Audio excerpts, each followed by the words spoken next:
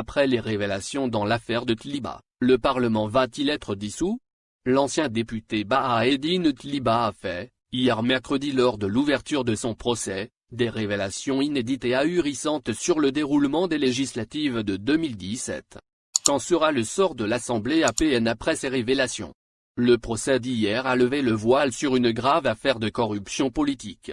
En effet, lors de ces échéances qui ont permis l'élection de l'Assemblée actuelle, l'ancien secrétaire général du FLN Jamal Ould Abbas avait amassé une somme de 300 milliards de centimes avec la complicité de Tliba.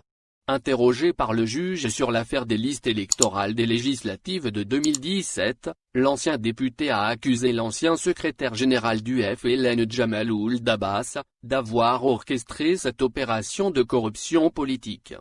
L'ancien député Bahaeddine Tliba a fait, hier mercredi lors de l'ouverture de son procès, des révélations inédites et ahurissantes sur le déroulement des législatives de 2017. Qu'en sera le sort de l'Assemblée APN après ces révélations? Le procès d'hier a levé le voile sur une grave affaire de corruption politique.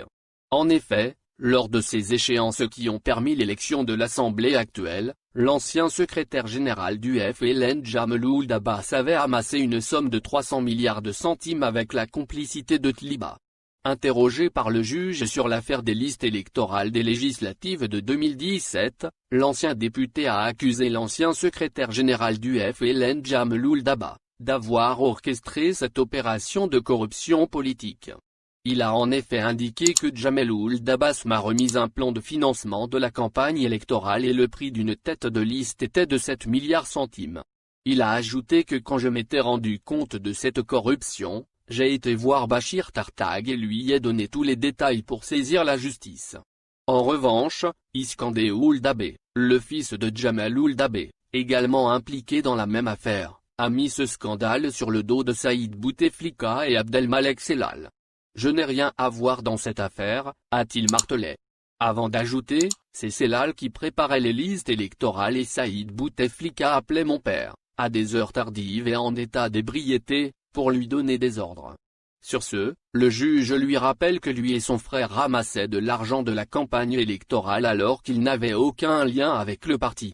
Chose qu'a confirmé les 200 000 euros, 4 milliards 800 millions de centimes et 6 000 dossiers de candidature retrouvés chez eux.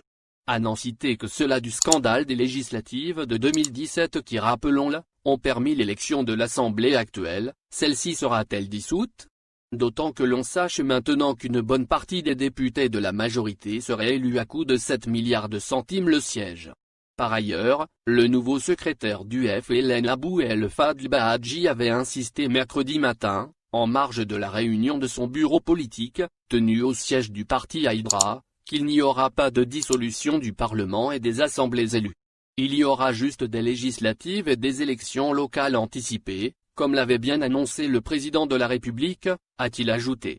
Notons ici que les déclarations du secrétaire général du FLN se sont intervenues avant les révélations de Tliba et Iskandar Ould Abbas sur les dessous des législatives de 2017.